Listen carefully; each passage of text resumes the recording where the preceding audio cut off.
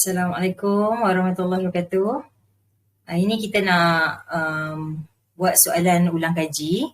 Soalan tingkatan 4. Soalan tingkatan 4 ni cikgu dah kumpul untuk section A sahaja, daripada soalan 1 sampai soalan 7.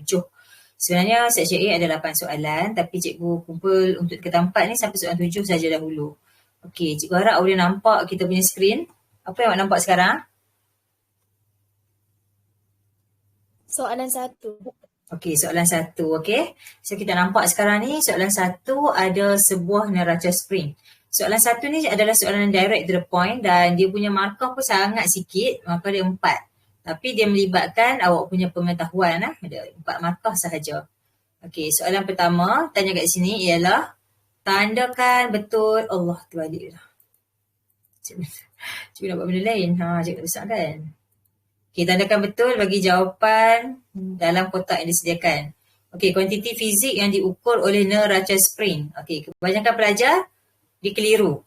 Neraca spring ni kena ingat beban ni sebenarnya kita panggil dia beban ni berat. Beban adalah berat. So kat sini dia melibatkan daya graviti. So bila melibatkan daya graviti dia tarik ke bawah, maknanya dia sedang ukur berat. Berkaitan dengan kekuatan medan graviti. Okay, bukan jisim. Jadi bila kita jawab exam, tak payah pangkah kat sini, tak perlu. Kita hanya tanda right sahaja. Tak payah pangkah. Baik, soalan B. Apakah nilai bagi kejituan neraca spring itu? Nak tengok kejituan dia, awak kena tengok dekat sini lah. Nanti kalau kita besarkan, cikgu besarkan lah, awak tak nampak. Kita tengok kat sini. Bila kita besarkan, kita nampak dia punya nilai dia antara 2 dengan 3 tu ada satu senggatan saja. Okey, so bila senggatan dia antara 1 dengan 2 ada 1 saja, antara 2 dengan 3 ada 1 saja, maksudnya bacaan dia adalah 0, 0.5, 1.0, 1.5, 2.0. Maksudnya kejituannya hanyalah 0.5. Dan kalau kita tengok bacaan kat sini, dia tunjuk antara 2 dengan 3. So, bacaan dia adalah 2.5. Cikgu kecilkan balik. Tadi sebab tak nampak kan. Awak punya lukisan, awak punya gambar pun memang tak nampak lah. Cikgu dah besarkan. Okay, jadi kejituan bagi neraca spring. Kejituan maksudnya dia boleh baca sampai berapa titik perpuluhan. Macam tu. Walaupun kita kata 0.5 tu satu titik puluhan, tapi nilai dia 0.5 lah, bukan 0.1. Kalau 0.1 maksudnya dia boleh bahagi kepada 10 bahagian. Daripada nombor 1 sampai nombor 2 tu ada 10 bahagian. Tapi kita punya neraca spring ni, daripada nombor 1 sampai nombor 2 ada 1 bahagian saja. Maksudnya dia bahagi kepada 2 saja. Jadi nilainya adalah 0.5 dan sekali lagi awak kena juga nyatakan dia punya unit. So 0.5 Newton adalah kejituan neraca spring tersebut. Okey, soalan seterusnya, bacaan yang ditunjukkan oleh alat. Tadi kita kata dia duduk antara nombor 2 dengan nombor 3. Means bacaan tersebut, bacaannya adalah 2.5 sekali dengan unit dia, Newton. Jadi 2.5 Newton. Okey, satu ciri spring yang digunakan dalam alat itu. Okey, kita tahu yang spring adalah satu alat yang kenyal. Alat yang kenyal tu maksudnya bila kita kenakan daya kepada dia, nanti selepas kita alihkan daya tersebut, dia akan kembali kepada panjang asal.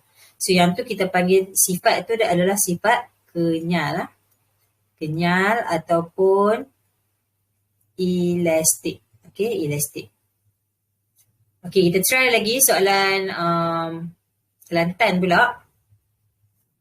Masih soalan berupa soalan 1. Okey, kita tengok soalan Kelantan. Soalan ni dia bagi kat kita satu graf. Okey, graf ni adalah satu graf. Allah conteng.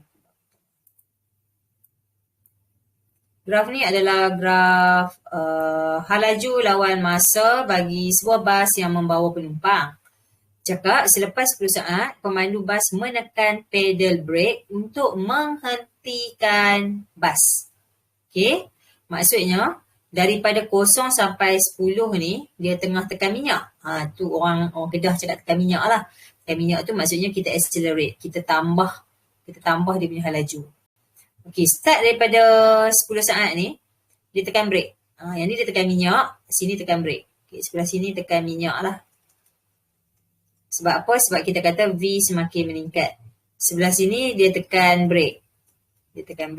Sebab apa kita nampak V dia semakin berkurang. Okay. Bila halaju kosong, maksudnya dia bermula dengan keadaan pegun. Kemudian bila halaju dia dah tinggi, maksimum, halaju dia jadi makin sikit dan kembali kepada pegun. Ini menunjukkan di bahagian 0 sampai 10 ni untuk graf halaju masa, sebenarnya halaju meningkat secara linear, menunjukkan yang pecutan ada, pecutannya malar. Jangan kata pecutan meningkat, halaju saja meningkat. Kenapa cikgu cakap pecutan malar? Sebab pecutan diwakili oleh kecerunan. Bila kita nampak kecerunan dia sama, linear, tak melengkung, maksudnya kecerunan dia pun malar. Kecerunan malar menunjukkan yang pecutan pun malar. Area lah 10 saat sampai 20 saat pula, kita nampak kecerunan dia pun malar juga tapi kali ni negatif. Okay? Kecerunan dia negatif. Jadi kita akan dapat negatif A lah kat sini. Apa negatif A? Ingat balik apa dia negatif A. A tadi pecutan. Berlawanan dengan pecutan ialah nyah pecutan. Okey, yang berlawanan dengan A adalah nyah pecutan. Jadi sekarang, daripada 10 hingga 20 saat, bila tekan break, maksudnya ada nyah pecutan. Okay, kita jawab soalan. Bila kita dah faham macam tu, barulah seronok kita nak jawab soalan. Kena faham dulu graf tu tunjuk apa. Okay, soalan pertama. Tandakan right pada jawapan betul di kotak bawah. Okey, halaju ditakrifkan sebagai, okey, kita tengok balik formula halaju. Halaju V sama dengan sesaran bahagi masa. Jadi bila sesaran bahagi masa, kuantiti fizik yang dibahagikan dengan masa kita boleh sebut kadar perubahan sesaran. Atau kalau tak mahu sebut kadar perubahan sesaran, awak juga boleh sebut sesaran per masa. So jawapannya adalah kadar perubahan sesaran. Jangan cakap macam ni. Kadar perubahan sesaran per masa. Macam tu tak boleh. Kalau kita kata kadar perubahan sesaran per masa, maksudnya S per T per lagi dengan T. So salah lah. Kalau S per T bahagi lagi dengan T, ini adalah pecutan. Jadi soalan dia bukan tanya pecutan. Soalannya tanya halaju. Okay. Jadi kadar perubahan sesaran per masa tak boleh. Bila kita dah sebut kadar, jangan sebut lagi per masa. Sebab dia membawa maksud, kadar tu sebenarnya dah membawa maksud bahagi dengan masa. Okey. Jadi jangan tertukar dengan kadar perubahan jarak. Sebab kalau kadar perubahan jarak ini ialah laju. Okey, laju. Okey, next soalan. Nyatakan jenis gerakan bas itu selepas 10 saat. Okey, jom kita tengok 10 saat tadi. Selepas 10 saat kita nampak pergerakan bas ni makin perlahan. Buktinya ialah mula-mula halaju dia 10. Lepas tu makin sikit sampailah halaju dia jadi kosong. So masa 20 saat tu, masa yang ke 20 saat tu, halajunya adalah kosong. Jadi kat sini apa yang kita nampak ialah, kita boleh sebut macam ni. Kita boleh sebut dua benda. Awak boleh sebut kuantiti fizik yang berkait dengan halaju ataupun kuantiti fizik yang berkait dengan pecutan. Okay, jadi awak boleh jawab. Yang pertama kita boleh sebut halaju berkurang. Okay, sebab kita tengah tengok halaju dia makin kecil kan. Ataupun yang kedua, berlaku apa? Nyah pecutan. Tapi nyah pecutan tu kenalah nyatakan apa kondisi dia. Kalau halaju tadi berkurang, yang mula-mula halaju bertambah, lepas tu halaju berkurang. Semasa halaju berkurang, pecutan tu jadi macam mana? Kita tak boleh just kata nyah pecutan saja. So kita boleh sebut nyah pecutan malar. Okay, cikgu beri tips kat sini. Bila kita nak jawab jenis gerakan, awak kena sebut kuantiti fizik dulu. Okay, kuantiti fizik tu maybe halaju, sesaran, pecutan, nyah pecutan. Okay, tu semua kuantiti fizik lah. And awak kena describe. Okay, description awak tu sama ada kita nak kena sebut bertambah atau berkurang atau tak berubah Tak berubah ke malar ke konsisten ke constant ke. Macam tu lah. Jadi, quantity fizik plus dengan description. Jangan cakap macam ni. Yang selalu pelajar buat salah, dia cakap macam ni. Makin laju.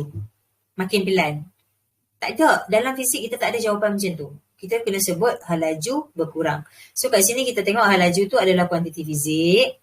Berkurang ni adalah description dia. Jadi bila kita sebut jenis gerakan, kita sebut hal laju berkurang. Atau satu lagi kuantiti fizik yang kita boleh bincangkan adalah nyah pecutan. So nyah pecutan tak bertambah, tak berkurang. Sebab apa? Sebab kita nampak dekat kecerunan graf tu. Graf sentiasa malar kecerunan dia. Tu. Okay, malar tu maksudnya lurus lah. Macam tak malar tu macam ni. Katalah ini bentuk graf kita kan. Dia melengkung macam tu ke, melengkung macam ni ke. Okay, so ada melengkung-melengkung tu menyebabkan yang ni kita tak panggil pecutan malar lah. Yang ni kita kata pecutan dia bertambah. Yang ni nyah pecutan dia berkurang. Macam tu. Soalan seterusnya, tentukan kedudukan di mana bas itu memecut. Okey. So apakah tips nak tengok bas memecut? Okey, perkataan memecut ni maksudnya ada A. Okey. Bagi graf hal laju lawan masa, A diwakili oleh kecerunan. Okey, diwakili oleh kecerunan. Buktinya, kecerunan sama dengan paksi Y bahagi paksi X. So, V bahagi T, kita akan dapat unit MS negatif 2. So, V kan unit dia MS negatif 1 bahagi dengan T MS negatif 2 lah. Jadi kecerunan sebenarnya mewakili pecutan. Jadi dia tanya kita kat mana yang dikatakan bas memecut. Bila memecut maksudnya positif A. Kita cari balik dekat graf kat mana yang menunjukkan kecerunan dia positif. Kecerunan yang positif ni ada di bahagian 0 hingga 10 saat. Di mana A dia positif.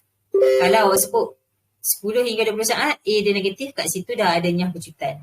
Jadi di mana berlaku pecutan? Pecutan berlaku dari 0 hingga 10 saat. Jadi jawapan dia tentukan kedudukan 0 hingga 10 saat. Tentukan kedudukan di mana bas itu memecut. Kedudukan tu macam rumah dia apa-apa. Saja confirm Ustaz.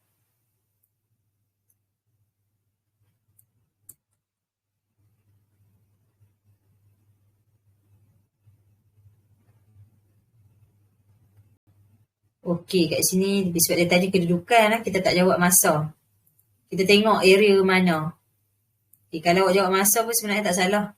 Sebab 0 hingga 10 ataupun kita sebut daripada X ke Y. Okey, cikgu padam balik sebab tak nampak tadi. Okey, cuba tengok dekat sini, dekat 0 saat tu dia bagi dengan simbol X. Dekat 10 saat dia bagi simbol Y. Dekat 20 saat tu simbol Z. Okey.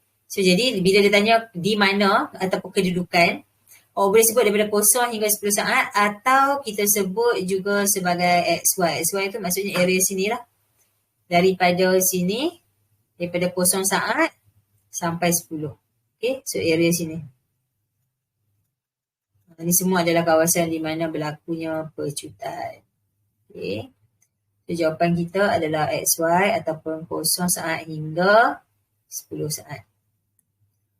Okey, nyatakan kuantiti fizik yang diwakili oleh luas di bawah graf. Okey, tadi cikgu dah bagi nilai kecerunan diwakili oleh pecutan. So, untuk graf hal laju lawan masa, bawah ni apa dia? Maksudnya apa dia maksud bawah ni? Kalau kita cari luas lah, katalah sini 5 kan? So, setengah darab V darab T. Apa yang kita dapat? Okey, kita tulis balik dia punya unit. Setengah darab V. V tu unit dia MS negatif 1. Darab dengan T unit dia S. Jadi kat sini kita nampak S dengan S negatif 1. Cancel. Maknanya jawapan kita nanti hanyalah unit meter. So unit meter ni mewakili kuantiti fizik apa? Unit meter ni mewakili kuantiti fizik bagi sesaran. Tapi kalau pelajar jawab jarak ke, masih boleh terima lah. Secara tepatnya, halaju ni datang dari mana? Halaju tu sesaran. Okay, sesaran bagi masa. Okay, itulah jawapan dia. Dia nak dapat 4 markah pun sebenarnya perlukan pengetahuan lah. Bukan yang boleh main hentam je. Jadi apa yang kita belajar, cikgu harap kita boleh apply masa exam nanti. Okay, sekarang kita nak tengok soalan nombor 2. Soalan nombor 2 ni dia bagi Adam sedang berbasikal. Okey, dia mula berbasikal di kawasan sini. Kemudian dia kayuh ke sebelah kanan. Dalam fizik, bila kita kayuh ke sebelah kanan, kita anggapkan arahnya adalah positif. Okey, sampai dekat hujung ni, dia U-turn. Okey, dia U-turn. Bila U-turn, kita anggapkan arahnya adalah arah negatif. Okey, negatif. Maksudnya dia bergerak pada arah bertentangan tu, kita anggap dia negatif lah. Sampailah satu tempat yang dia mula tadi, dia lajak lagi. Maksudnya dia masih bergerak ke arah kiri. Dekat sini negatif 40. Okay, soalannya.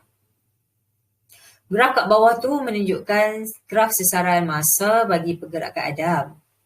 Okay, sesaran dia pada 0 hingga 10 saat positif.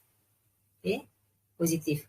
Maksudnya yang 70 meter yang kita nampak yang mula-mula ni, 70 meter tu, sebenarnya mengambil masa 10 saat. Okay. Masa dia U-turn ni, U-turn ni maksudnya sesaran dia kekal lah kat tempat yang sama, titik yang sama sebab dia bergerak serenjang kan. Dia gerak dalam tak makin jauh daripada atas ke bawah. Jadi di situ, kawasan ni kita nampak displacement dia masih kosong. Okay. Kita anggapkan sesarannya kosong sebab dia U-turn. Dia U-turn saja. Daripada situ, terus kata balik. So bila U-turn, kita anggapkan arahnya dah bertentangan lah. Jadi kat sini 10 hingga 12 ni dianggap tengah U-turn. Okay, daripada 10 hingga 12 saat ni tengah U-turn. So bila tengah U-turn dianggapkan sesaran kosong. Okay, sesaran kosong. U-turn duduk kat tempat yang sama tapi kita tengah duduk pulah steering kan. So dekat U-turn tu 2 saat. Okay, daripada U-turn nak patah balik sampai ke titik yang mula-mula tu daripada 12 hingga 15 saat. Kenapa cikgu cakap 12 hingga 15 saat? Sebab dekat sini, tengok dekat graf dekat sini, kita nampak dia dah sampai pada paksi X. Bila dia sampai pada paksi X, maksudnya dia dah kena pada asalan dia. Sini dia start, okay, asalan, maksudnya sesaran dia kosong. Dekat 15 saat pun sesaran dia kosong. Maksudnya pada masa ke 15 saat, maksudnya 12 hingga 10 hingga 12 dekat U-turn. Jadi daripada sini sampai ke tempat yang dia mula tadi tu, maknanya masa 12 hingga 15 saat. Okay. Sampailah dia jumpa balik dengan titik yang mula-mula tadi. Okay, daripada 15 hingga 20 kita nampak graf tu berada di bawah paksi X. Apa maksud dia? Maksudnya dia dah terlebih, melebihi asalan dia.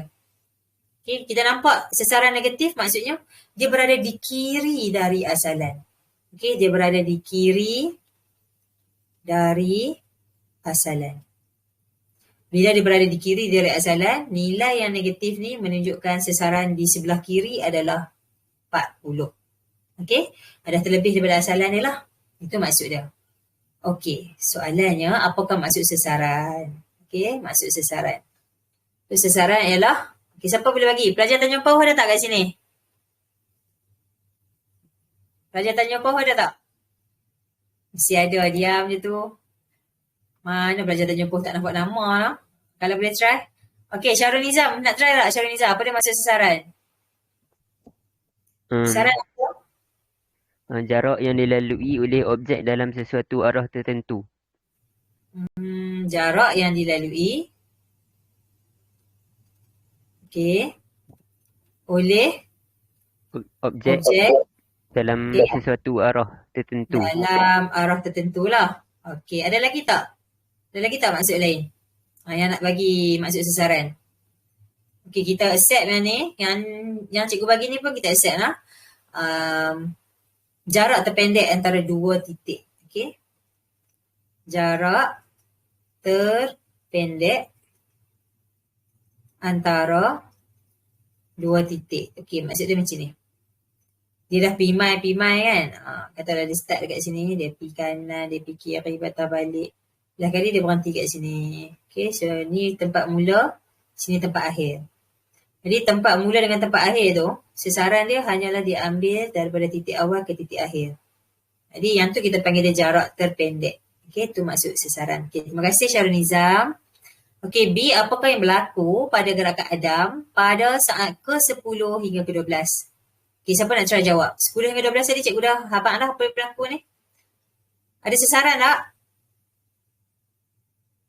Sesaran kosong kan? Jadi apa yang berlaku? Graf sesaran masa ni, kecerunan ni mewakili apa? Graf sesaran masa. Kecerunan sebenarnya apa dia? Kecerunan sama dengan unit unit meter bahagi dengan saat. So kecerunan sebenarnya diwakili oleh unit ms-1 iaitu hal laju. Okey. Semua sekali perhati dekat 10 hingga 12 saat. Ada kecerunan ke tak ada kat situ? Ada tak kecerunan? Jawab.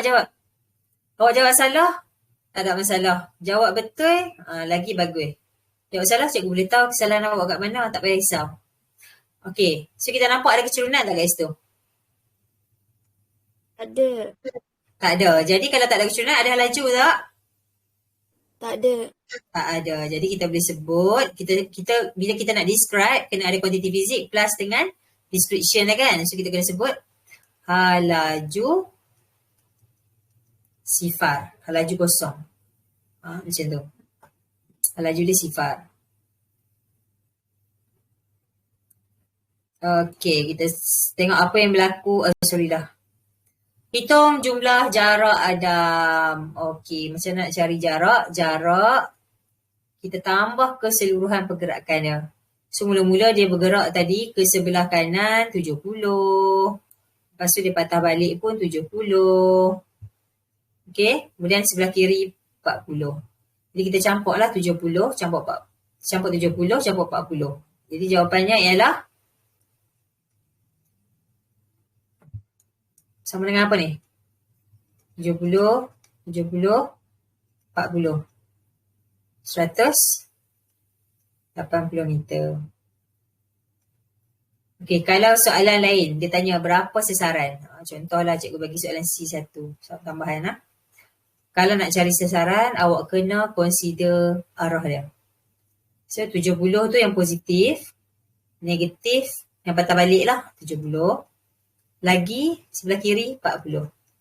So, kita dapat yang sebelah kiri 140, sebelah kanan 70.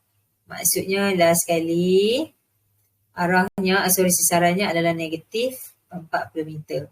Apa maksudnya? Maksudnya, daripada titik asalan, nak ke titik akhir dia adalah di sebelah kiri sebanyak 40 meter. Itu sesaran. Jadi, sesaran negatif 40 meter. Okey, soalan seterusnya hitung laju purata. Okey, laju formula dia ialah jarak bahagi masa. So, bila dia nak laju purata, awak kena ambil jumlah jarak bahagi dengan jumlah masa. Okey, jumlah jarak tadi kita dah kira dah 180 meter. Masa pula tengok dekat graf. Masa tadi sampai 20 saat kan? Jadi jumlah masanya adalah 20 saat. Okey, bahagilah 180 bahagi 20 saat. Okey, 18 bagi 2 kita dapat 9. Unit jangan salah. So, unit dia MS -1. Okey, kalau awak ada masalah, ada soalan, awak insert, terus tanya. Jangan duk buat malu-malu lah. Tak payah malu. Boleh terus tanya cikgu. Tapi kalau awak rasa tak mau tanya, awak nak faham sendiri, nanti tengok baliklah video tu. Patah balik, tengok balik. Okey, soalan nombor 3. Soalan, kalau pelajar tingkatan 5, awak punya soalan lagi banyak daripada yang ada sekarang ni. Jadi awak kena skip dulu lah sebab soalan tingkatan 5 kita akan bincang hari lain. Hari ni cikgu nak habiskan soalan tingkatan 4 sebab nanti untuk kelas akan datang pelajar tingkatan 4 tak payah masuk. Okey? Jadi tingkatan 5 kalau awak tengok soalan kita ada banyak, kita skip buat dulu soalan yang tingkatan 4 lah. Soalan yang cikgu tunjuk ni dulu. Okey, sekarang kita tengok soalan 3. Dalam satu ujian pelanggaran kereta berjisim 1,500 kg dengan laju 100 km per jam berlanggar dengan dinding, dan apa yang kita nampak zon mudah remuk tu dia rosak lah. Dia kemek kan. Apa maksud daya impuls? Okey. Daya impuls ni kita boleh bagi dia punya definisi guna formula sebenarnya. Okey, formula daya impuls datang daripada formula F sama dengan ma, di mana A tu kita guna formula formula dia V tolak U bahagi T. Kembangkan lagi. So kita akan dapat F sama dengan M darab dengan V, kita dapat MV. Tolak dengan M darab U, MU bahagi T. Jadi MV ni adalah momentum akhir. Jisim darab laju. MU pula adalah momentum awal. Yang ni momentum akhir. MU bukan Manchester United lah. Momentum awal. T pula ialah masa. Tadi cikgu ada sebut kuantiti fizik yang dibahagi dengan masa kita boleh sebut kadar. Jadi maksud daya impuls kita boleh sebut kadar perubahan momentum. Okey. Pasal apa perubahan momentum? Sebab momentum akhir tolak momentum awal kita panggil perubahan lah. Kenapa kita sebut kadar? Sebab perubahan momentum tadi kita bahagi dengan masa. Jadi ini adalah definisi bagi daya impuls. Okey. Semalam lagi soalan dah. Terangkan bagaimana zon mudah remuk mengurangkan kesan hentaman. Maksud kesan hentaman tu kerosakan yang dialami oleh kereta. Okey, jom kita tengok balik zon remuk ni. Dia duduk kat mana zon remuk ni? Zon remuk berada di bahagian hadapan kereta. Apa dia punya function lah maksud dia soalan tu. Sebenarnya zon remuk ni adalah satu kawasan yang mudah remuk. Maksudnya diperbuat daripada bahan yang bukan keluli. Kalau ikutkan kereta kita yang bahagian rangka tempat kita bawa kereta tu, keliling dia pintu sampai penumpang semua tu dia macam ada dalam satu kapsul. Ada satu besi keras lah kat keliling tu. Rangka tu buat pada besi yang sangat keras. Maksudnya kalau kereta tu dilanggar dari tepi, bentuk kereta tu masih ada. Tapi beza dengan kawasan mudah remuk kat depan ni, kawasan ni diperbuat daripada besi yang lebih mudah untuk kemek lah. Okey, tujuan dia adalah kawasan yang depan yang panjang tu adalah kawasan yang digunakan untuk memanjangkan masa pelanggaran. Apa tujuan kita nak panjangkan masa pelanggaran? Masa pelanggaran ni, kalau dia lagi panjang, kereta tu lagi lambat nak berhenti, maka orang yang duduk dalam kereta tu, penumpang, pemandu, akan menerima daya impuls yang kecil. Sebab apa? Sebab daya impuls ni, kalau kita tengok formula dia lah, F berkadar langsung dengan perubahan momentum. Tetapi F berkadar songsang dengan masa pelanggaran. Lagi panjang masa untuk kereta tersebut berhenti, lagi kecil lah daya impuls dia. Jadi untuk menjawab soalan tu, kita akan jawab guna kuantiti fizik. Kita sebut zon remuk dapat memanjangkan masa pelanggaran.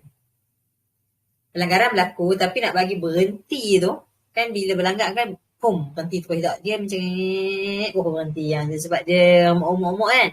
Macam orang langgar semak, lambat nak berhenti. Tapi kalau terlanggar tembok, terlanggar batu, terlanggar pokok, on the spot dia berhenti. Batang pokok semua tu kan. So lagi cepat berhenti, lagilah teruk dia punya daya impuls. So kat sini kita sebut masa berkadar songsang dengan daya impuls. Okay. Zormok tadi nak panjangkan masa pelanggaran. Okay. Lepas tu kita sebut lagi masa pelanggaran ni dia berkadar songsang dengan daya impuls. So bila masa panjang, apa yang berlaku pada daya impuls? Daya impuls akan berkurang. So kita jangan sebut balik kesan hentaman. Awak jangan kata nanti kesan hentaman akan berkurang sebab awak repeat balik jawapan di soalan, awak tak dapat markah. So bila kita sebut daya impuls berkurang, masa berkadar songsang dengan daya impuls, zormok memanjangkan masa pelanggaran, semua ni baru dah dapat markah. Okay? Itu cara kita nak jawab soalan supaya kita boleh dapat 2 markah. Jangan sekadar jawab sebab dia tak bahayakan, sebab selamat. Tu bukan jawapan fizik. Jawapan fizik ni mesti nak kena ada kuantiti fizik, nak kena ada description dia. Macam tu saja sebenarnya. So bila kita baca buku, kita buat nota, bila kita tengah buat nota tu, nota kita tu mesti nak kena ada perkataan daya impuls. Mesti nak kena ada kuantiti fizik. So kat sini kalau dah tengok ayat pertama tadi, kuantiti fizik dia memanjangkan masa. Okay, kuantiti fizik dia masa. Ini panjang. Maksudnya ni description dia. Yang kedua, masa songsang dengan daya impuls. Songsang tu description dia. Daya impuls pun jadi apa? Ni kuantiti fizik. Ni berkurang. So adalah apa yang cikgu sebut tadi tu. Kuantiti fizik, description, kuantiti fizik, description. Okay, awak kena terangkan balik kuantiti fizik tu jadi apa. Jadi bila kita buat banyak soalan, kita akan jumpa banyak jawapan. Jawapan tu nanti sebenarnya hampir sama. Bila kita buat soalan lain, jawapan dia hampir sama. InsyaAllah mulai hari ini, cikgu akan cuba insert saja teori, konsep apa semua tu dalam soalan. Maksudnya kita akan start buat banyak soalan sampai awak trial nanti. Sampai habis trial semua pun kita akan buat soalan. Cikgu dah kumpul-kumpul banyak soalan. Jadi cikgu ingat untuk awak punya syllabus, cikgu serah pada cikgu sekolah awak lah. Jadi cikgu akan bantu awak untuk nak dapat markah tinggi. Okay, nak dapat markah tinggi. So kita lebih fokus kepada buat soalan lah. Okay. C. Jika kereta dalam Darjah 3 berhenti dalam masa 15 saat, hitung daya impuls yang bertindak pada kereta. Okay, jom kita tengok balik kereta tadi. Kereta tadi diberi jisimnya 1500 kg dan lajunya 100 kmj-1. Okey, kita keluarkan dahulu apakah kuantiti fizik yang kita dapat daripada soalan. Okey, first kita dapat jisim dia. Okey, jisim dia ialah 1500 kg. Dan laju pula dia bagi, Allah, cikgu lupa pula laju. Apa dia? 100 km per jam. Kat sini ada trick tau. Bila dia bagi kat kita dalam kilometer per jam, awak tak boleh ambil terus ambil terus nilai tersebut untuk nak masukkan dalam daya impuls. Okey, dia tanya kita, hitung daya impuls yang bertindak pada kereta. Bila nak cari daya impuls, maksudnya kita nak guna formula F sama dengan MV tolak MU bahagi T. Sekarang ni, kita ada jisim, kita ada masa. Masa dia bagi S sama dengan 15 saat. Tetapi, unit dekat sini, unit masa tu adalah dalam unit saat, tapi laju dalam kilometer per jam. Jadi tak seiring. Awak pergi luar negara, bawa duit RM5 nak beli benda yang $2. Dia kena convert dulu duit tu pergi kat luar negara, baru kita boleh guna dekat negara tersebut. Jadi 100 km per jam ni convert dulu kepada unit apa? 100 km per jam kita nak convert kepada meter per saat. Okay, 100 km nak tukar kepada meter, kena darab dengan kuasa 3. Okay, jam nak tukar kepada saat, bahagi dengan darab 60. So 100,000 bahagi dengan 3,600.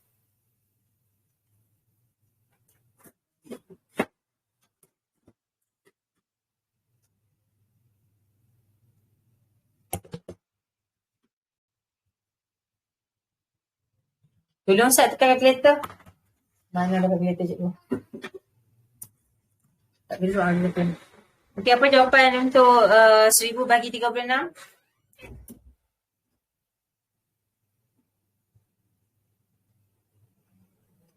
Seribu bagi 36, apa jawapan dia? Patricia, Adit, tolong cikgu. 1000 bagi 36 dapat apa? 27.777. 27.777. 77. Kan 78? 78. 78. Okey, 78. Kena bunda bagi betul lah. Okey, baru kita insert dalam formula ni. Okey, M tadi 1500. Darab dengan halaju akhir dia 27 halaju akhir sebab dia langgar dengan apa? Dinding. Maksudnya halaju akhir dia kosong lah. Dek, tutup pintu dek.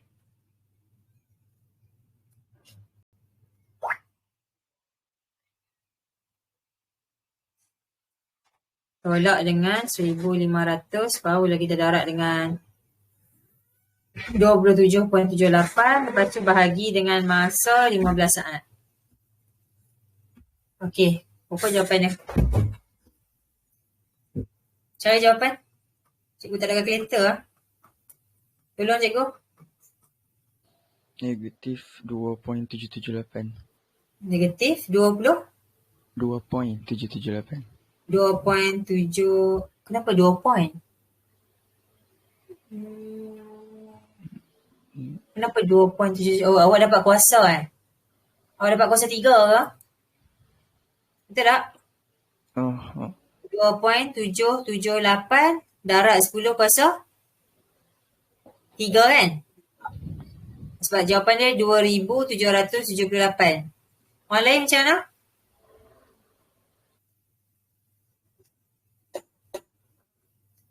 Okey, sepatutnya jawapan awak dapat 2778 lah.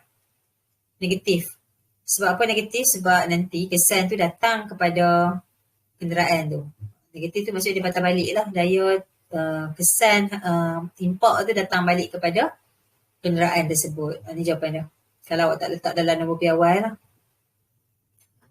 Negatif 1500 darab dengan 27.78.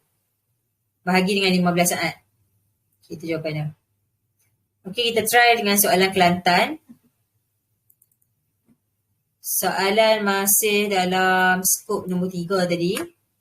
Rajah 3 menunjukkan satelit ramalan cuaca mengorbit pada ketinggian yang tertentu mengelilingi bumi dengan jejari R dan laju linear V. Okay, soalannya. Nyatakan satu faktor yang mempengaruhi laju linear satelit yang beredar di permukaan bumi. Okey, apa dia faktor yang mempengaruhi? Apakah jawapan dia? Faktor yang mempengaruhi itu kita nak tengok kat mana? Soalan dia. Faktor yang mempengaruhi ialah, yang mempengaruhi apa? Ni jawapan tau. Okay, faktor yang mempengaruhi laju linear satelit yang beredar di permukaan bumi ialah dia punya jejari. Okey, apa jawapan tu? Kenapa kita jawab jejari? Sebab formula laju linear. Kita tengok formula laju linear V sama dengan punca kuasa GM bahagi R. Okey, G dengan M ni memang sama je. G tu pemalas kegravitian, M tu adalah jisim bumi. Jadi dia bukan pengaruh besar lah. Jadi R tu adalah dia punya faktor utama dia. So R tu apa? R tu radius jejari. Okay. Jadi jejari lah yang mempengaruhi laju linear satelit yang beredar di permukaan bumi. Okay, soalan seterusnya. Satelit tersebut berjisim 419,725 kg dan mempunyai orbit dengan ketinggian 600 km dari permukaan bumi. Okey. Soalan dia, berapakah laju linear satelit tersebut? Okey. Laju linear ni kita guna formula V sama dengan, saya juga besarkan V sama dengan punca kuasa GM bahagi R. Okay, punca kuasa GM bahagi R. G tu ialah pemalar kegravitian. Awak boleh tekan dekat kalkulator awak constant 39. Okay lah. Tengoklah cover hilang. Tak ada apa yang ni. Constant 39. Okay, kita akan dapat nilai ni. Dia akan dapat nilai lagi banyak, 6.67. Kalau tak malas nak tekan constant 39, terus tekan 6.67 darab 10 kuasa negatif 11. Okey, darab dengan M. M tu ialah jisim apa? M ialah jisim bumi Jisim mana? Jisim bumi ada dia bagi tak? Dia tak bagi. Kena. Okey, turun tulisan lah. M besar ni ialah jisim bumi. M besar ni adalah jisim bumi. Okey. Sepatutnya dibagi dalam soalan. Awak turun tulisan dekat soalan M besar sama dengan 5.97 darab 10 kuasa 24. Yang ni memang sepatutnya diberi dalam soalan lah, jisim bumi. Okey, R ialah jejari satelit dari pusat bumi. Maksudnya kalau ni bumi kita. Okey, ni satelit. Katakan X tu satelit kan. Jarak dia mesti daripada pusat. Okey, jarak dia mesti daripada pusat. Jadi mula-mula orang kena tahu dulu berapa jejari bumi. Jejari bumi pun sepatutnya diberi masa exam. Okey, jejari bumi ada tak dia bagi? Jejari bumi tak bagi, tapi dia bagi ketinggian saja 600 km. Jadi jejari bumi pun awak turun tulis dekat kita punya soalan R sama dengan 6.37 darab 10 kuasa 6 meter. Okey. Dua benda ni memang sepatutnya masa exam bagi. So cikgu minta maaf, soalan cikgu ada tertinggal info, iaitu info jejari dan info jisim bumi. Okey. Bila kita dah ada info tersebut, kita masukkan dalam formula V. Pelajar boleh masukkan nilai, tapi jangan tertinggal jawapan akhir awak mesti punca kuasakan. Nanti cikgu akan tunjuk balik kepada pelajar sekolah cikgu macam mana cara nak tekan kalkulator, ada yang tak erti. Ni kat sini nak tekan kalkulator 6.67 darab 10 kuasa tu tekan yang simbol apa? Simbol tu lah. Lepas tu negatif 11. Darab 5.97 darab 10 kuasa. Bila kuasa tu simbol dia yang macam tu. Bagi apa simbol tu? Power off lah. Simbol dekat mana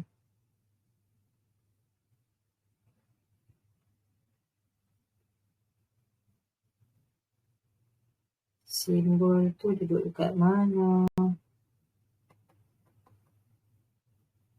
Cikgu tak nampak lah. Kat mana dia duduk? Power off.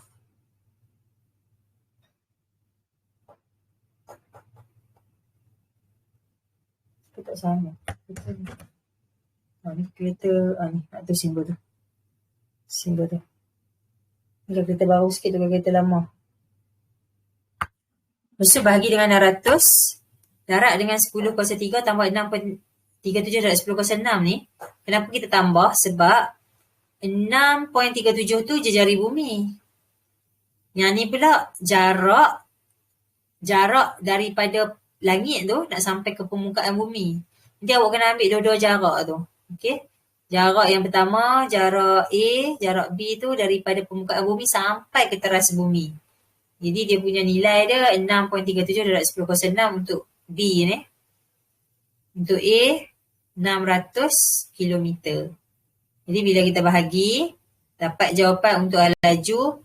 Laju dia adalah 7558.467, unit dia ms negatif 1. Itu jawapan dia. Okay, soalan B. Soalan 1 dah. Soalan kedua, pecutan memusat. Okey, yang ni hanya guna formula pecutan A sama dengan V square per R. Okey, V ni kita ambil balik hal laju tadi. Okey, kita ambil balik hal laju yang kita dapat pada soalan atas.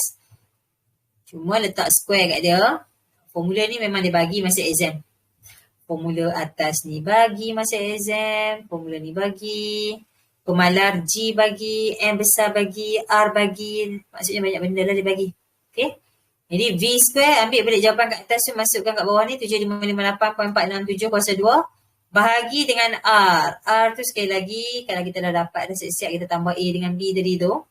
Jarak daripada teras bumi ke permukaan plus dengan daripada permukaan ke satelit. Jadi kita akan dapat nilai R. Jadi pecutan bagi satelit tersebut adalah 8.197. Itu jawapan dia. Okay. And last sekali, dia minta awak nyatakan contoh bagi satelit buatan Malaysia. So, satelit buatan Malaysia ni Pipit, Razaksat, Tiyongsat, Miasat, banyak. Okay, ada banyak. Okay, siap. Kita tengok soalan seterusnya. Soalan nombor 4 ni. Okay, soalan nombor 4.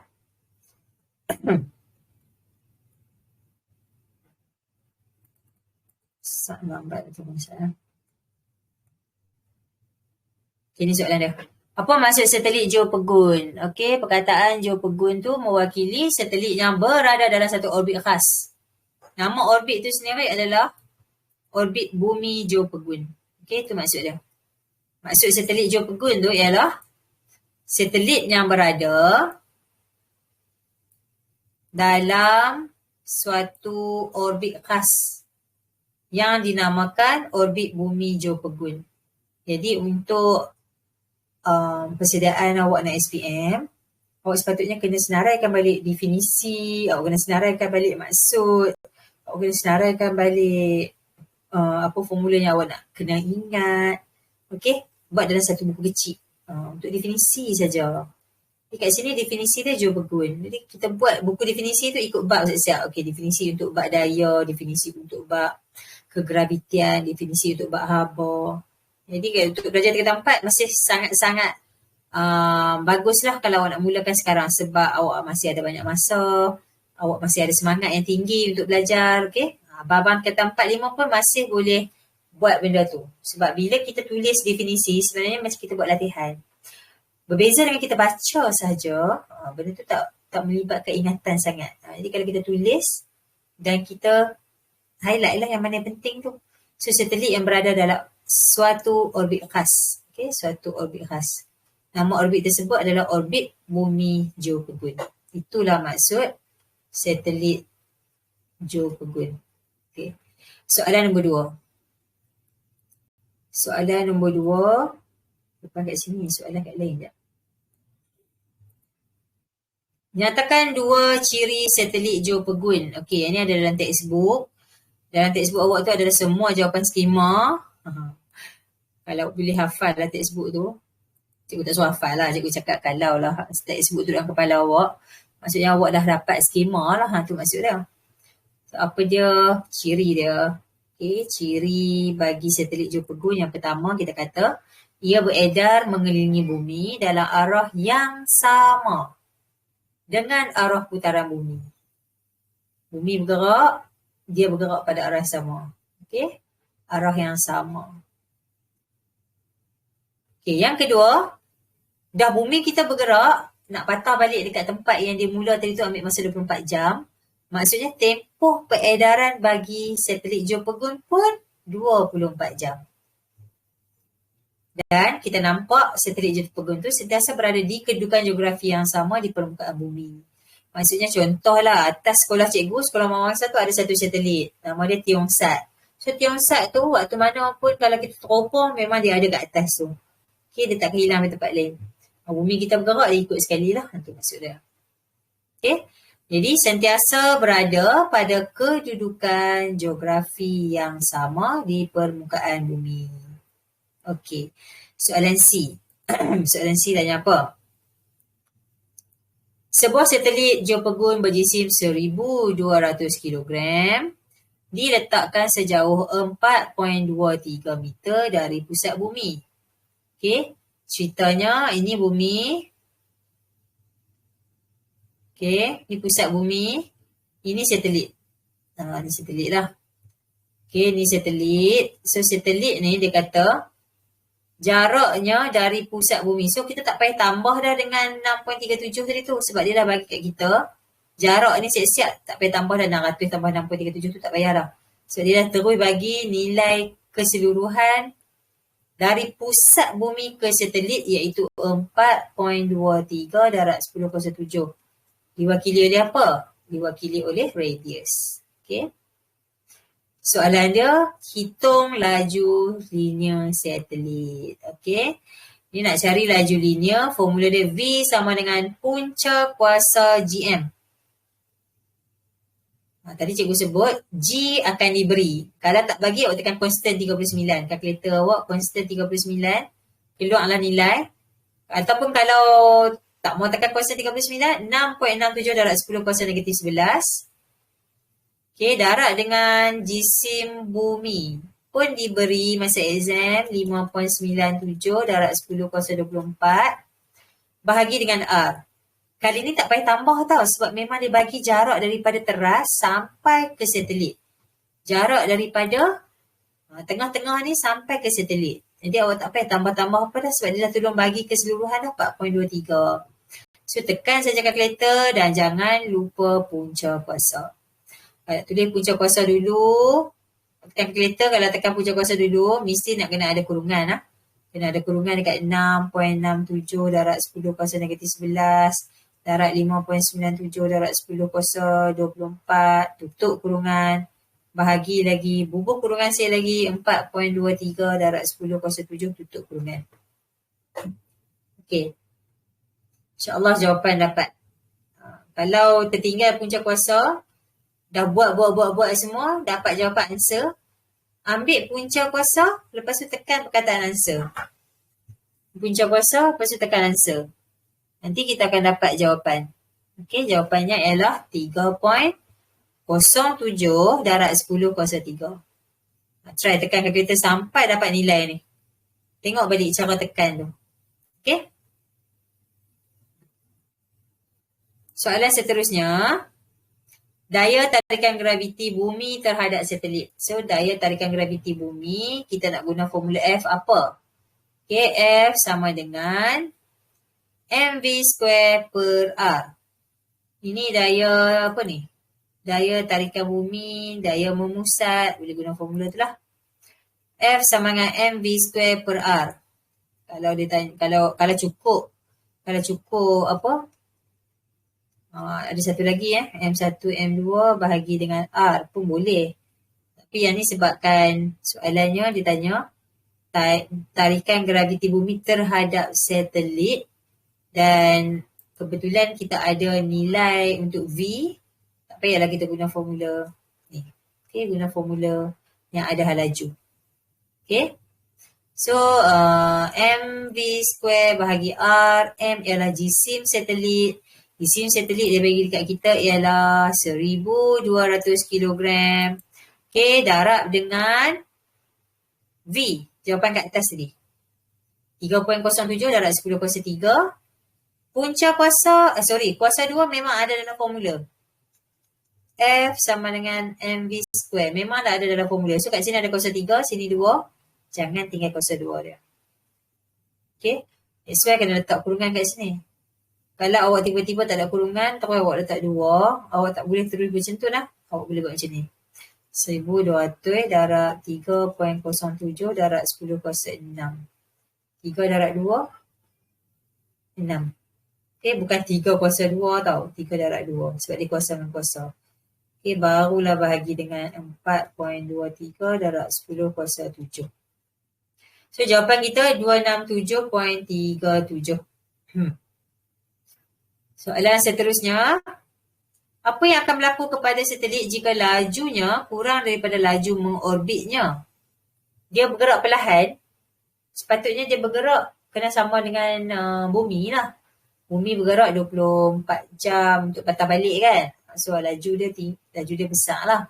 Tiba-tiba dia perlahan. Apa yang berlaku? Sama ada sebab dia bagi 2 markah.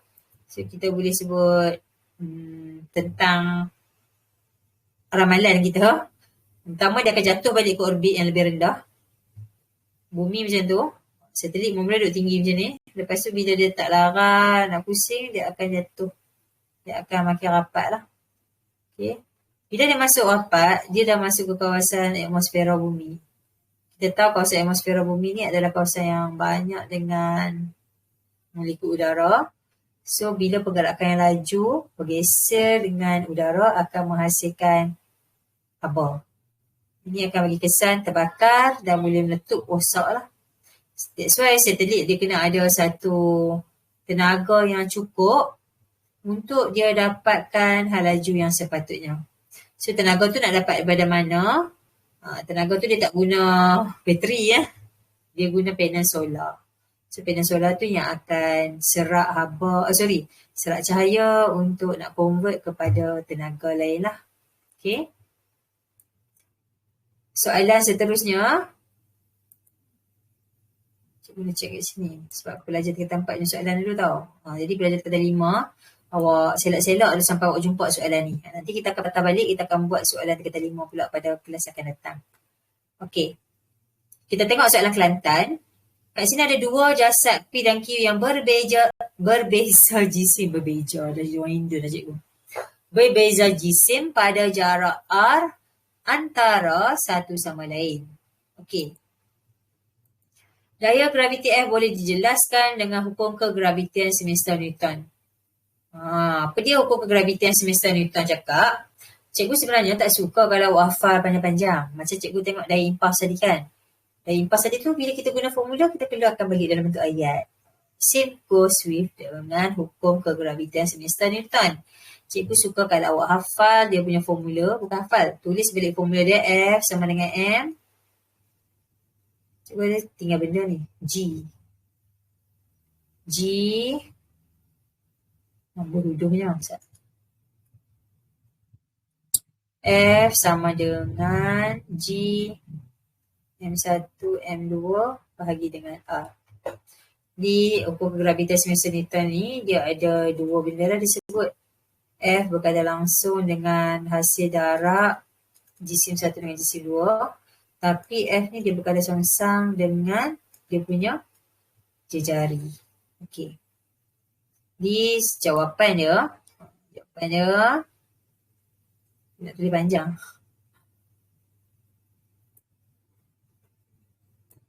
Oh, cikgu tinggal ni. Formula tadi tu, formula dia macam ni. F sama dengan G M1, M2 per R square. Tinggal square. Okay, so yang pertama, hukum gerakan,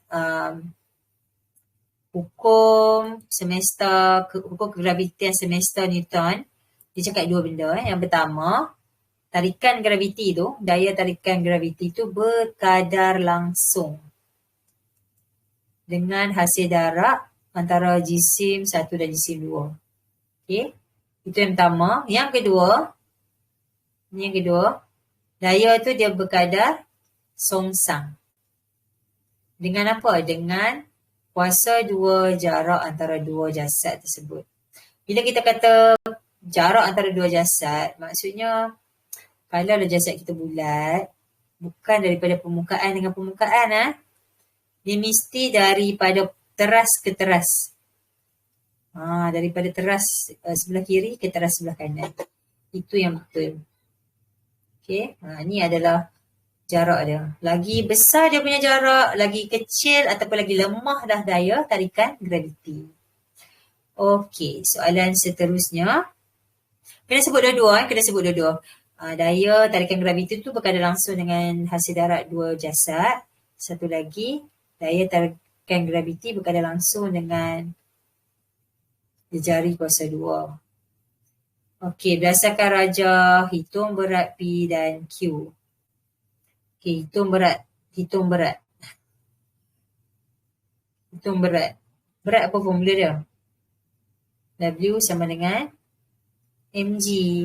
Sekarang ni dia bagi kita dalam kilogram. Kilogram ni adalah jisim.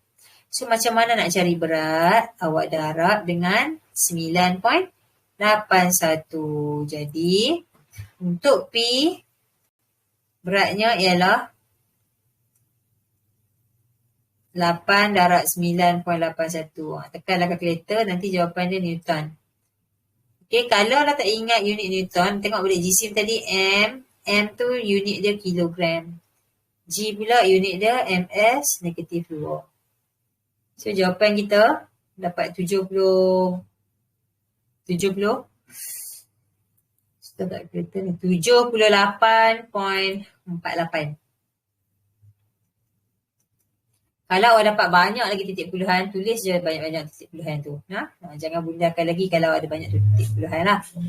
Okay, untuk kes yang kedua ni, kita nak cari berat M sama dengan 20 kg. So, dia punya berat W sama dengan mg. M dia 20, G 9.81 dan jawapannya ialah, tekan kalkulator, dapat 196.2. 196.2. Okay, unit dia samalah Newton. Okay, unit untuk daya, unit untuk berat, unit untuk tegangan, semua unit dia Newton. Okay. Siap pergi dengan Q? Kita nak pergi ke soalan hitung daya antara F dan Q. Kita tahu antara F dengan Q dia ada daya tarikan. Okay, daya tarikan graviti. So, formula apa kita nak guna? Kita guna formula F sama dengan G. Kena ada tak G? Kena ada G. Pemalar Pemalar kegravitian kena ada 6.67 tu. Jangan tulis M tau sebab formula dia ada G. F sama dengan G, pemalar kegravitian tu, M1, M2 bagi dengan R square. So, G boleh dengan kuasa 39 ataupun 6.67 darab 10 kuasa negatif 11. Darat dengan jisim yang pertama. Bukan berat lah, jisim. So, jisim yang pertama tu 8 kg. Tengok balik dekat dalam ni, 8 kg. Okey, darat 8. Lepas tu, jisim yang kedua 20 kg. Bahagi dengan jejari. Jejari. Mana jejari? Ada tak dia bagi? 175 cm. Ni jejari dia lah daripada tengah. Daripada pusat jisim pertama dengan pusat jisim kedua tu, jaraknya kita panggil dia R. Jadi, unit yang kita boleh guna kat sini ialah meter, bukan sentimeter. Sebab yang lain-lain ni, untuk G ke apa benda tu, mesti kena guna unit SI. Jadi, tak boleh tulis 175 cm, awak tulis dalam meter bahagi dengan 100 lah. Maksudnya 1.75. Jadi, berapa jawapan dia? Cikgu tak ada kalkulator, cikgu tengok tolong jawapan. Okey, jawapan dia 3.48. Darat 10 kuasa negatif 9. Unit untuk daya ialah Newton. Okey.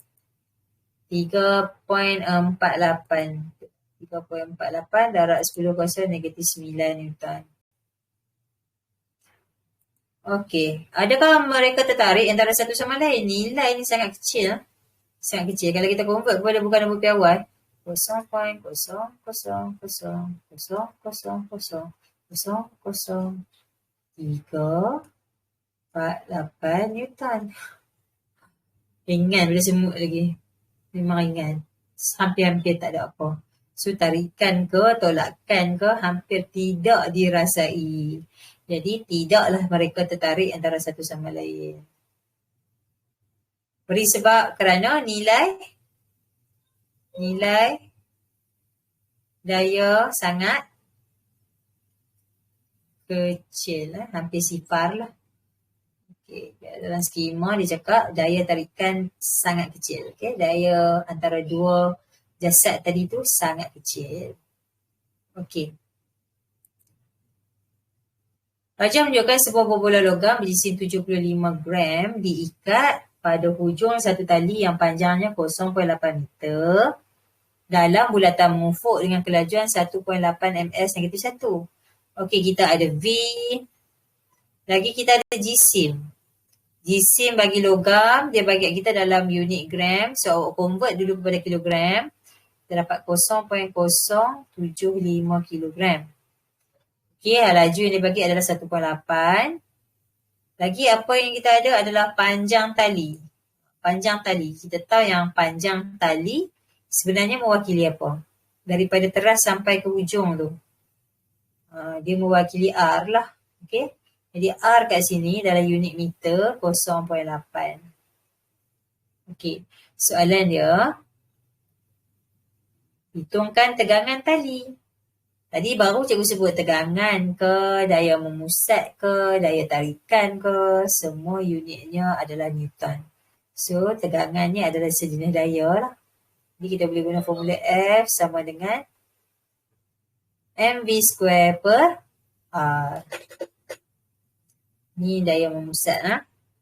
F sama dengan mv square per R.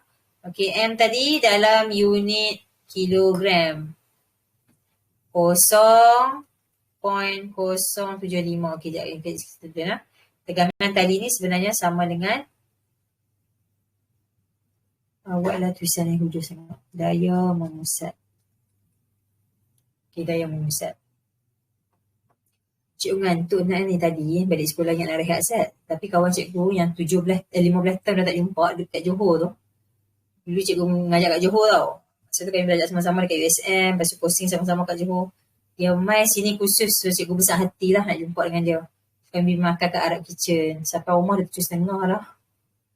Tu yang tak start ke 8 tepat tu. Start 8.30. Terima kasih lah walaupun start lewat pun awak masih berada di depan PC. Okay? Cikgu harap yang duduk kat sini ni, bolehlah study. Yang tak masuk pun study balik. Okay? Kita tengok soalan ni, dia bagi M tadi 0.075 sebab kita convert kepada kilogram. Benda kecil-kecil tu kena perhati. Kalau dalam gram awak masukkan terus memang tak boleh. Jawapan awak nanti ada, tapi jawapan tu salah. Okay? Darab dengan V. V ialah hal laju. Hal laju ni kalau dia tak bagi, maksud dia suruh kira lah. Ini dia bagi 1/8. Dan bahagi dengan R. R tadi ialah jejari. Kat mana tengok jejari ni? Panjang tadi ni. Panjang tadi tu 0.8. Okay, jangan tinggal square kat sini. Okay, sebab V tu memang ada square. Jadi jawapan kita, unit dia dalam Newton. Nilainya ialah 0.304. 0.304 Newton. Okay, siap. Kita pergi ke soalan Johor. Soalan Johor, soalan nombor 5, soalan nombor 6, sebenarnya soalan bonus. Kepada pelajar yang rajin baca soalan, dia mesti akan jumpa jawapan. Sebab soalan nombor 5, nombor 6 ni adalah soalan bonus. Kenapa? Sebab dia suruh banding. Kita habanglah siapa banyak, siapa sikit. Lepas tu dia suruh bagi hubungan. So kat sini kita nampak ada seorang pekerja hotel. Dia kata portal hotel menolak troli yang berisi muatan. Terdapat satu daya paduan yang bertindak ke atas troli itu yang menyebabkan ia memecut dari P ke Q. Kedudukan troli daripada P ke Q pada kedua-dua rajah adalah berbeza pada selang masa yang sama. Okay. Maksudnya kalau gambar atas tadi tu ambil masa 5 saat. Kat bawah pun 5 saat. Macam itulah soalan dia. 5.1 dan 5.2. Okey dah. Apa dimasukkan dengan daya geseran? Apa dia daya geseran? Daya yang menentang pergerakan. Daya yang menentang pergerakan. Kita boleh jawapan. Kita jawapan.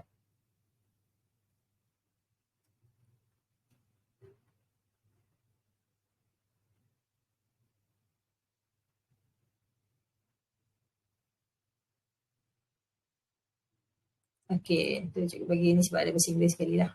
Okay, daya yang melawan arah gerakan objek. Ataupun daya yang menentang. Daya yang menentang pun boleh. Daya yang menentang pergerakan. Itu je jawapan dia.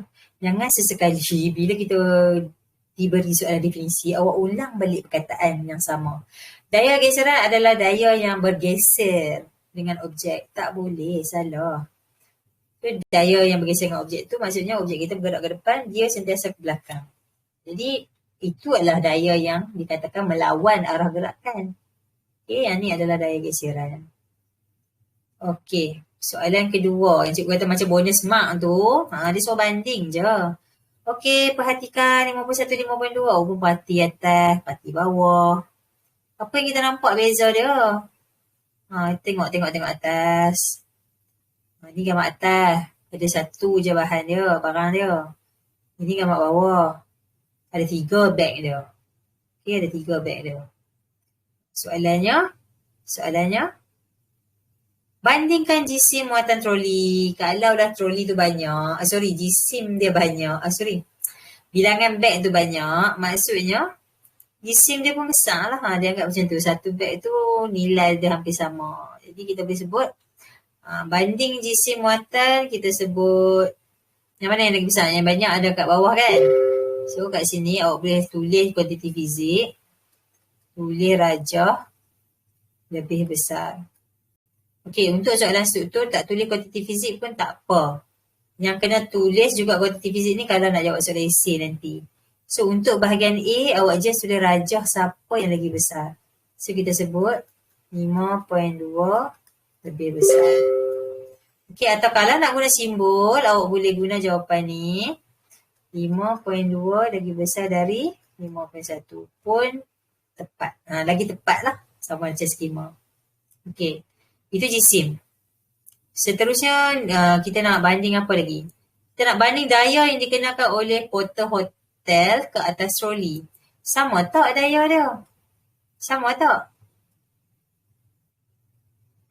Dah orang yang sama, bilangan manusia yang tolak tu sama. So, kita assume dayanya sama. So, macam mana cara nak tulis jawapan? Kita tulis dulu dia punya kuantiti fizik, rajah, lepas tu kita kata sama. Tapi untuk jawapan yang sama, kita just sebut sama saja pun dah cukup dah sama. Same, equal, constant. Semua jawapan yang diterima lah. So, kalau nak tulis bagi elok kot, daya 5.1 sama dengan 5.2. Ini yang gigih sikit lah. Jawab lagi panjang kan. Jawab ni saja pun cukup. Okey, memadai. Okey, banding pecutan yang dialami oleh troli. Okey, kat sini kita nampak pecutan 5.1 lebih tinggi. Sebab apa? Sebab apa 5.1 lebih tinggi? Cikgu tak gambar macam mana. Kenapa kita kata 5.1 lagi tinggi? Gambar atas dengan gambar bawah ni macam tak banyak beza lah. Sebenarnya kat atas tu dia kena buat lah macam, awak tolong baiki lah. Jarak dia sepatutnya kalau macam yang ni kan, daripada sini ke sini, kita buat katakan yang ni 5 cm. Yang atas ni kita bagilah jarak sikit. Jadi dia punya troli tu duduk kat sini. Maksudnya dalam selang masa yang sama, tapi troli yang berjisim kecil tu lagi jauh jarak dia daripada asalan dia. Mungkin dah jadi 10 cm, 100 cm, yang ni 50 cm, macam tu. Barulah kita nampak kan. Tak apalah, ni kelemahan lah. Kelemahan soalan. Sepatutnya dia ada jarak sikit untuk menunjukkan yang adanya pecutan. Okey. Jadi dia anggapkan kat sini awak punya lukisan tu, walaupun macam tu awak tahu yang pecutan tu sepatutnya yang kalau ringan lagi laju lah, lagi pecut. Sebab kita guna formula ni. F sama dengan MA. M dengan A dia berkadar sengsang. Maksudnya untuk yang troli 5.1 tu kan jisim dia kecil. Maknanya pecutan dia tinggi. Jadi awak boleh sebut pecutan 5.1 lebih dari pecutan 5.2. Okey, atau sebaliknya lah. Tak payah dia sebut lah pasal apa yang cikgu buat ni, sebab tak nampak ada beza dekat gambar tu. Cuma kita guna pengetahuan sedia ada kita dalam konsep daya, yang kalau jisim tu kecil, pecutan dia akan jadi tinggi. Okey. Soalan C. Nyatakan hubungan antara jisim, muatan troli dan pecutan troli. Nah, jawapan kat atas ni dah ada. Nak tulis je balik. Ni kita kata jisim berkadar sengsang dengan pecutan. Ada dua je jawapan hubungan ni. Sengsang ataupun berkadar langsung. Kalau orang dia tanya kita soalan yang menunjukkan berkadar langsung, contohnya F berkadar langsung dengan A. Tolak dengan daya besar, pecutan akan bertambah. Itu kita sebut berkadar langsung. Okey? Daya berkadar langsung dengan pecutan. Tapi untuk M dan A, kita nampak M dengan A ni duduk sebelah-sebelah. So, kalau M dengan A duduk sebelah-sebelah, hubungan mereka adalah berkadar songsang. Okey, berkadar songsang. Jadi kita sebut jisim berkadar songsang dengan pecutan. Jangan hanya sebut berkadar songsang. Janganlah malas sangat. Tulis berkadar songsang saja. Kesian dekat pemeriksaan pening tau. Tu dia lah apa kuantiti fizik apa hubungan dia dengan kuantiti fizik apa satu lagi. So apa hukum yang terlibat ni? Hukum apa yang terlibat? Untuk kita nak jawab hukum yang terlibat ni adalah hukum Newton kedua. Kalau dalam bahasa Inggeris, Ager second. Okay, second, S-E-E-N, second. Dekat Newton tu ada apostrophe S. Okay, so kita kata hukum Newton kedua.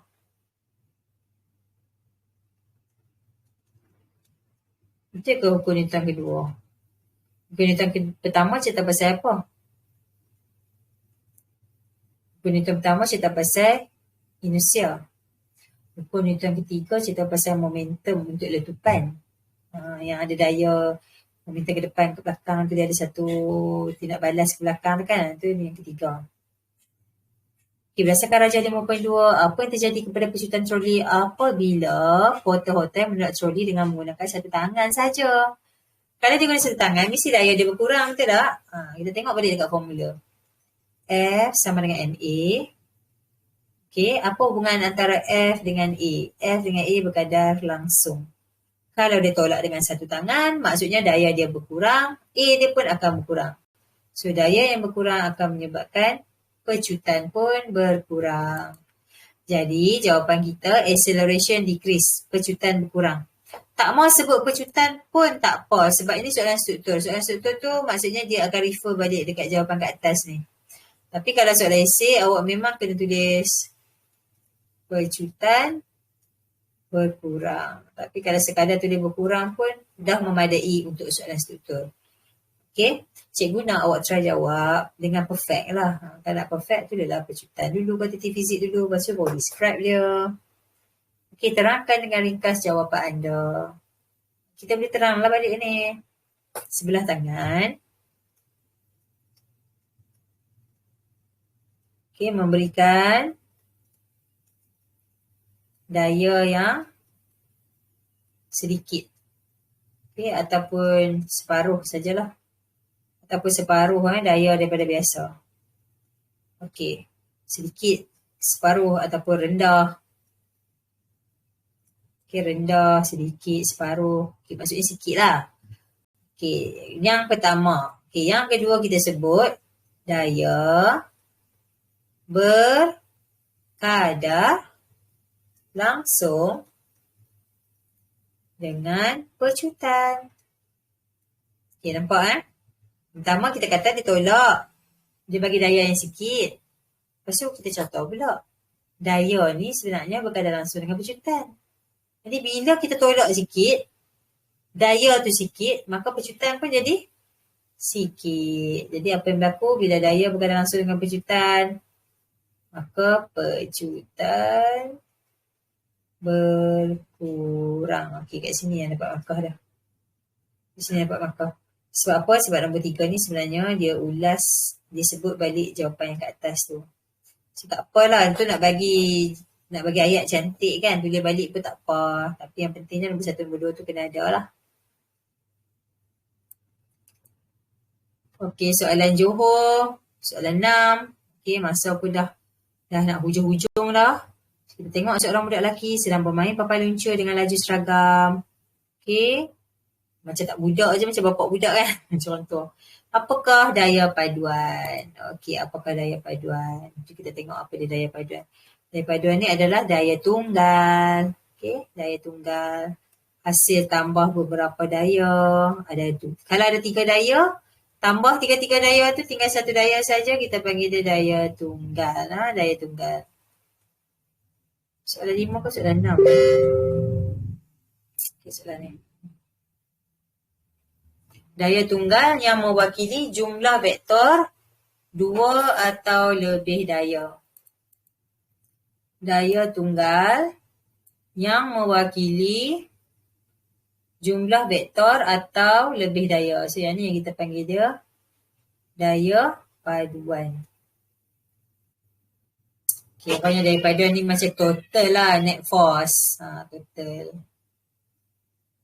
Net force. Kita dah kira-kira habis dah daya yang ada. Kalau orang berniaga ni macam untung bersih lah. Dia buat kelak modal 1,000. Okay, bayar apa kerja, bayar duit tu, duit ni, apa semua hutang tu. Hutang ni last sekali malam-malam kira-kira pimai dapat 1,500. So tolak balik dengan dia punya modal yang 1,000 tadi. Dah tolak semua dah kan? Bersih dia 500. Macam itulah. Jadi daya paduan ni ditambah daya yang pada arah yang sama. Tapi kalau arah bertentangan dia tolak. Contohnya kita nak tolak kereta kan? Kita nak tolak kereta, ada 5 orang tolak kereta. So 5 punya daya tu kita tambah. Tiba-tiba kita lalu dekat tar yang sangat kasar. Jadi dia punya daya geseran tu kat belakang. Okay, di bahagian arah bertentangan. Jadi kita kena tolak lah. Jadi itu adalah daya paduan. Okey, soalan nombor 2. Berdasarkan rajah bezakan jenis gerakan budak itu dalam sebutan pecutan. Okey, yang pertama ni, tujah ke depan. Lepas tu bila dia bergerak ke sebelah kanan ada rintangan angin. Kan, ada rintangan angin. Kemudian bila yang kedua ni kita nampak kaki dia terangkat sebelah. Apa yang berlaku? Bila dia laju sangat. Dia menolak kaki dengan lebih kuat dan pantas. Apa yang berlaku adalah pecutan dia semakin bertambah lah maksudnya. So dia kata yang ni pantas. Yang sebelah 6.2 ni pantas. Dia guna perkataan pantas. Lepas tu maksudnya V dia bertambah. Yang ni dia perlahan. So V dia rendah. Stabil lah. So jenis gerakan budak itu dalam sebutan pecutan. Jadi kita kata 6.1 pecutan dia sifar. Okay, 6.2 pecutan seragam atau pecutan bertambah. Kenapa? Sifar. Cikgu tak perasan ni. 6.1 bukan V dia kurang. V dia seragam. Tolong keluarkan. 6.1 ni laju seragam. So bila laju seragam tak ada A. A dia kosong. Okay, A dia kosong. A kosong maksudnya tak ada pecutan lah. Bila tak ada pecutan, tak ada lah inersia, tak nampak lah ada apa ketidakstabilan tu. Bila A sifar maksudnya dia stabil. Kita kata daya dia seimbang. Kes kedua ni bila laju dia tinggi maknanya ada satu pecutan. Okay. Pecutan dia malar ataupun pecutan dia bertambah. Dan kita nampak kat situ daya tak seimbang. Okay, jenis gerakan jenis gerakan budak dalam sebutan pecutan tadi kita sebut 6.1 pecutan sifar, 6.2 pecutan malar atau pecutan bertambah. Ada wujud pecutan lah. Okey, daya paduan yang bertindak ke atas budak itu. Okey, patah balik. Tadi kita kata A sama dengan kosong, maksudnya daya dia seimbang. Di formula dia F sama dengan MA. Bila A kosong, maka F pun kosong. Untuk kes yang kedua, bila A ada, maka F pun wujud. Bila ada F, maksudnya daya dia tak seimbang. Yang sebelah kiri 6.1, daya dia seimbang. Jadi kita kata, daya paduan untuk 6.1, daya dia sifar. Okay, 6.2. Daya dia ada lah. Daya ada ke, malar ke, bertambah ke. Okay. Sebab apa? Sebab apa 6.1 daya paduan dia sifar? Sebab daya tujah ke depan dia sama dengan rintangan angin. Manakala untuk 6.2 daya tujah ke depan dia sebab dia pergi laju kan, melebihi rintangan udara. Okey. Jadi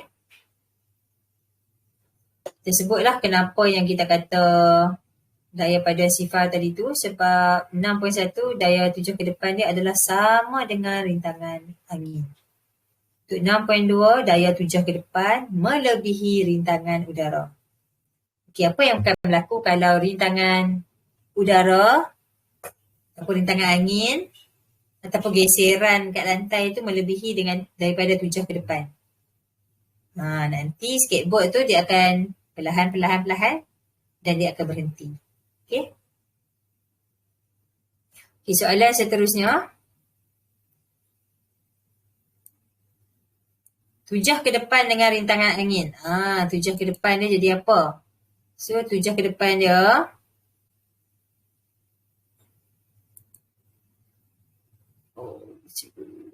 Jadi cikgu dah jawab tadi kan? Soalan C. Berdasarkan jawapan, nyatakan kesimpulan hubungan antara jenis gerakan dengan daya paduan. Okey, soalan C1. Pecutan sifar laju seragam, daya paduan sifar. Ini yang pertama. Yang kedua, pecutan bertambah, daya paduan bertambah ataupun daya paduan wujud. Ada lah. Ada dua. Kalau pecutan sifar, laju dia seragam ataupun daya paduan sifar. Tapi kalau pecutan bertambah, daya paduan bertambah ataupun wujud. Okey, seterusnya untuk soalan kedua. Tujuh ke depan dengan daya paduan. Apa hubungan dia? Hubungan dia. Tujuh ke depan bertambah. Daya paduan bertambah. Maksudnya kalau dia tingkatkan lagi daya ke depan, maka daya akhir dia lagi banyak lah. Okey, soalan seterusnya. Jika jisim budak lelaki itu dengan papan luncur masing-masing 60 kg dan 2.8, memecut 3 ms-1, hitung daya tujuh ke depan. Dengan anggapan rintangan udara adalah 14 Newton. Okay. Awak kena cari daya total dulu. F net sama dengan F daya tujuh tu. Tolak dengan rintangan. Okay, jadi daya tujuh ke depan. Okay, daya tujuh ke depan. Cari macam mana? Dia kata jisim budak itu meluncur 60 kg. Tu M.